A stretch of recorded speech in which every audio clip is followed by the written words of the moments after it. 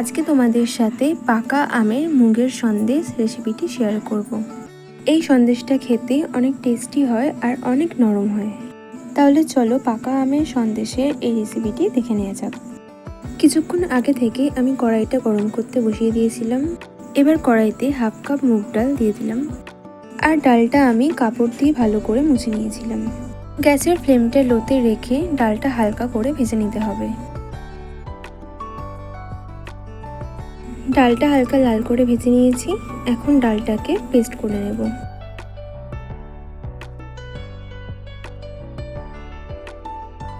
ডালটা পেস্ট করা হয়ে গেছে।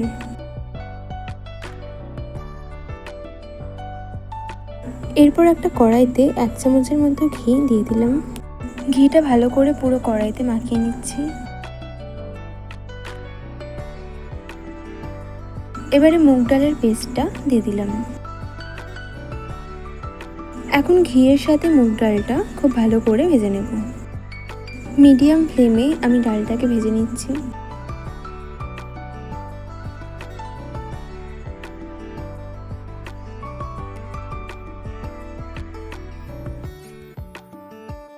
ডালটা ভালো করে ভেজে নিয়েছি, এবার এটাকে তুলে নেব।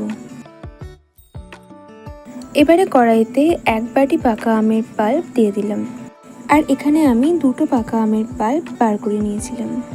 মিডিয়াম ফ্লেমে রেখে নাড়াচাড়া করে নিতে হবে।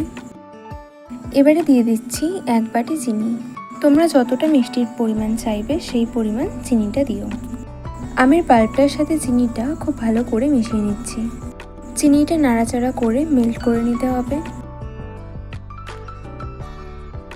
এবারে ছানা দিয়ে দিচ্ছি। আমি 500 গ্রাম দুধ দিয়ে ছানাটা বানিয়ে নিয়েছিলাম। গ্যাসের ফ্লেমটা মিডিয়ামে রেখেই আমের পাল্পটার সাথে ছানাটা খুব ভালো করে মিশিয়ে নিতে হবে।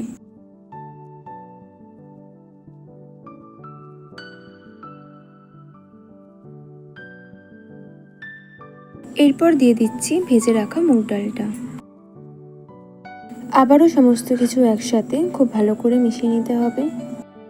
নাড়াচাড়া করে একটা ঘন মিশ্রণ রেডি করে নেব।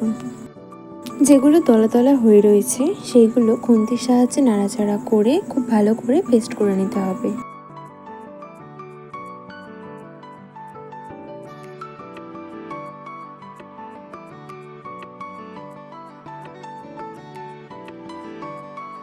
দেখো মিশ্রণটা অনেকটাই ঘন হয়ে এসেছে, আর কোনো রকম দলাভাবও নেই। এবারে দিয়ে দিচ্ছি 50 গ্রাম গুঁড়ো দুধ। গুঁড়ো দুধটা দেওয়ার পর আবারও খুব ভালো করে মিশিয়ে নিচ্ছি।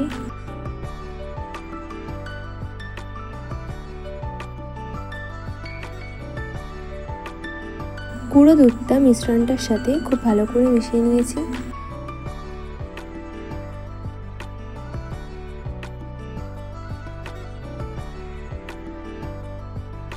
আবারও দিয়ে দেবো 1 চামচ ঘি।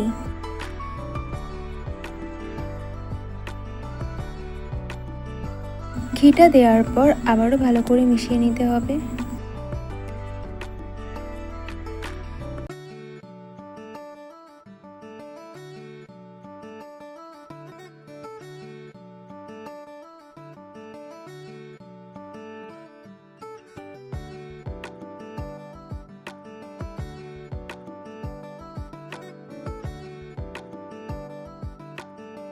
এবার মিশ্রণের মধ্যে সামান্য একটু এলাচের গুঁড়ো দিয়ে দিলাম। ভালো করে মিশিয়ে নিচ্ছি। মিশ্রণটা অলমোস্ট রেডি হয়ে এসেছে। আরও 1 মিনিট মতো নাড়াচাড়া করে নিয়ে তারপর নামিয়ে নেব।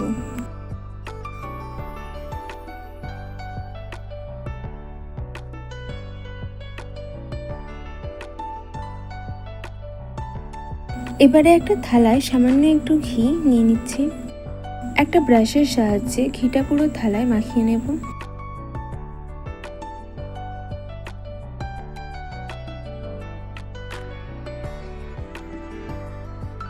এখন আমের মিশ্রণটা থালার মধ্যে নিয়ে নিচ্ছি।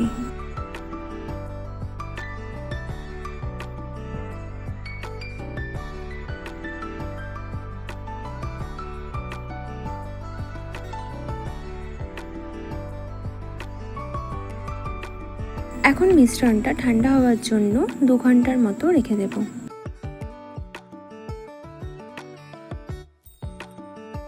2 ঘন্টা হয়ে গেছে আর মিশ্রণটাও ঠান্ডা হয়ে গেছে। এবার হাতের তালুতে সামান্য একটু ঘি মাখিয়ে নিলাম।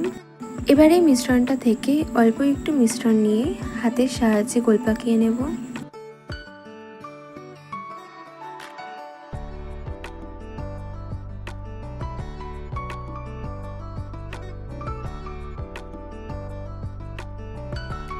গোল পাকানো হয়ে গেছে।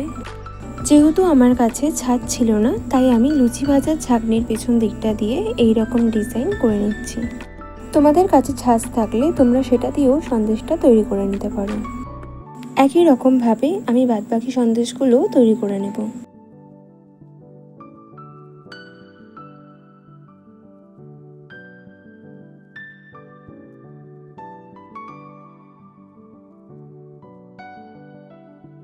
আর এটা তোলার সময় একটু আলতোভাবে তুলতে হবে, যাতে সন্দেশটা ভেঙে না যায়।